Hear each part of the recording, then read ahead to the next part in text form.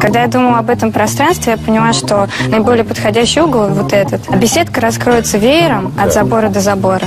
Часто при закладывании фундамента загородных построек приходится проводить ряд подготовительных работ. Выкапывать ямы, выравнивать поверхности.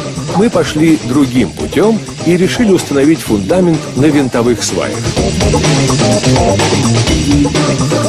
Такому фундаменту даже гидроизоляция не нужна. Обрезаем каждую сваю по уровню и привариваем металлические оголовки.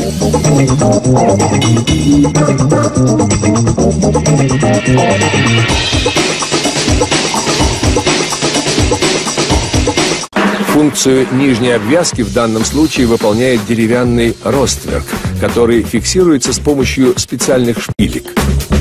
Теперь устанавливаем вертикальные стойки. Они должны быть основательными, ведь будут держать всю конструкцию. Набиваем лаги для пола. Ну вот, скелет нашей будущей постройки готов. Теперь здесь раскрылась веером чудесная беседка со столом и даже гамаком. Малосимпатичный металлический забор спрятался за красивыми деревянными шпалерами из лиственницы. Но, несмотря на всю перестройку, свободного места осталось много, ведь самое главное – грамотно распорядиться пространством.